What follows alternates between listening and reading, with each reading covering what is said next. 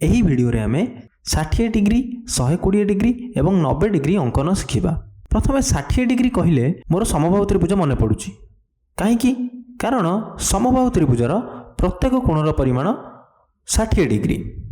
एवं समबाहु त्रिभुजर यही तथ्य को नहीं आम 60 डिग्री कोण किपरि अंकन करवा। देख मु गोटे वृत्त नौची एवं यही वृत्तर व्यास नेली PQ एवं यही वृत्तर केंद्रबिंदु O। एबे OQ हेबो गोटे व्यासार्ध। एबे मु कंपास साहाय्य OQ रो दैर्घ्य को मापिली। एबे मु कोन करिवि कंपास रो मुन को Q बिंदु रे रखिवि एवं गोटे चाप अंकन करिवि। एबे चाप अंकन करिला परे आमे गोटे बिंदु पाइले से बिंदुर नाम देउची R एवं मु जदि एबे QR को जोड़ीबी गोटे रेखाखंड पाइली। एबे OQ रो दैर्घ्य एवं QR रो दैर्घ्य समान बुझी पारुछ। एवं मु जदि एबे OR को जोड़ी देबी OR रो दैर्घ्य भी समान हेबो OQ सह एवं QR सह एवं OQR यह गोटे समबाहु त्रिभुज होई जिवो। जेतेबेले समबाहु त्रिभुज हेबो प्रत्येक कोणर परिमाण 60 डिग्री तेणु ROQ कोणर परिमाण होई जिवो 60 डिग्री। एबे आमे जानिले ROQ कोणर परिमाण 60 डिग्री किंतु एहाको आमे अंकन रे किपरि व्यवहार करिबा।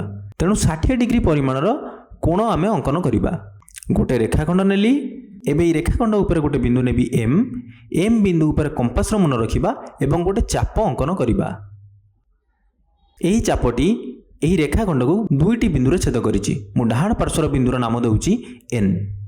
एठी व्यास ऊपर जेपरि गोटे बिंदु नैथिले O केंद्र बिंदु सेपरि ए रेखाखंड ऊपर M बिंदु अछि एवं आमे गोटे चाप अंकन करिछे।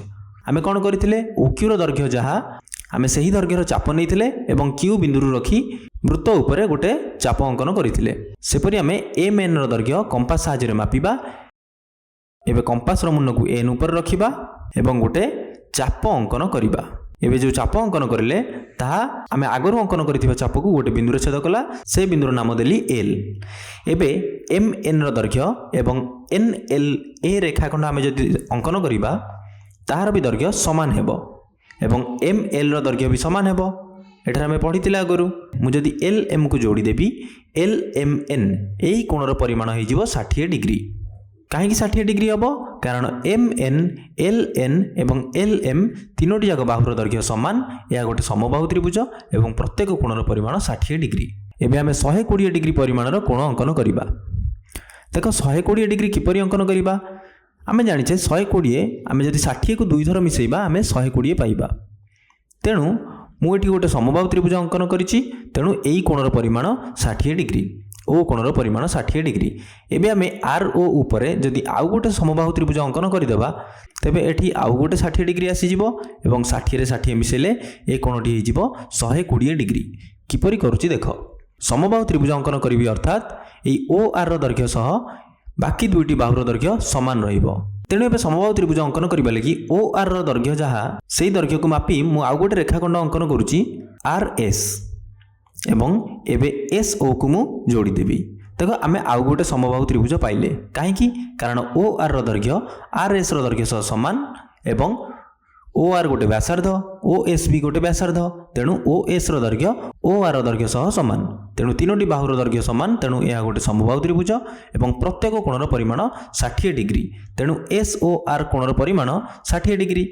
एबे मु कहि परिबी कोण SOQ रो परिमाण 120 डिग्री। 60 डिग्री रे 60 डिग्री मिसै दबा पाइ जिबा 120 डिग्री। तेणु एबे आमे अंकन करि देखिबा किपरि आमे अंकन करिबा। अंकन पई प्रथमे मु गोटे रेखाखंड नेबी।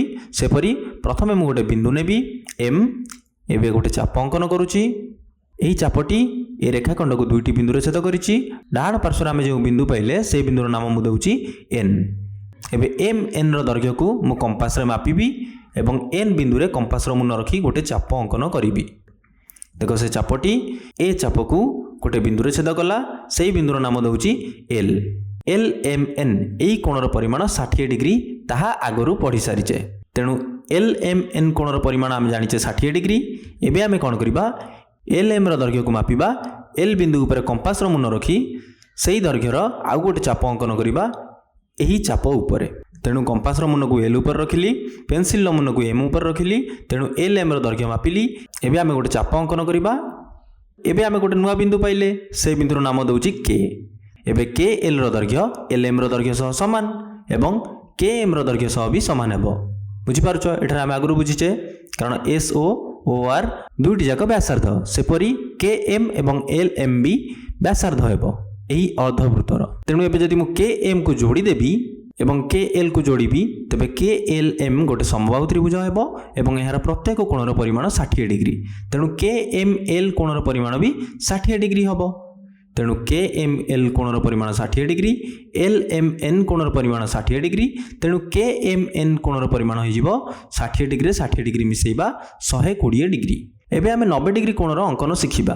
देख 90 डिग्री को मु लिखि परिबी 180 डिग्री रो अधा 180 डिग्री विभक्त 2 एवं 180 डिग्री को मु लिखि परिबी 60 डिग्री युक्त 120 डिग्री। तेणु 60 डिग्री युक्त 120 डिग्री विभक्त 2। यार अर्थ कौन? यार अर्थ 90 डिग्री 60 डिग्री एवं 120 डिग्री रो ठीक मझिरे रहूची। बुझीपारुछ? तेणु मु कौन करी 60 डिग्री अंकन करी 120 डिग्री अंकन करी एवं सही कोण दुईटर समद्विखंडक अंकन करी। प्रथम मु गोटे रेखाखंड नौची गोटे बिंदु नेली एम गोटे चाप अंकन करली। एबे ए चापर व्यासार्ध न बदल कि कंपास मुन को एन उपर रखी एवं गोटे चाप अंकन करी। तेणु एबे आमे जदि ए बिंदु एवं एम बिंदु को जोड़िबा आमे पाइबा 60 डिग्री। आमको दरकार 60 डिग्री एवं 120 डिग्री। तेणु 60 डिग्री उपर मु कंपास मुन रखी एवं आउ गोटे चाप अंकन करी। प्रथम ए बिंदुर नाम दूची एल। एबे एल बिंदु उपर कंपास मुन रखिबा एवं आउ गोटे चाप अंकन करिबा।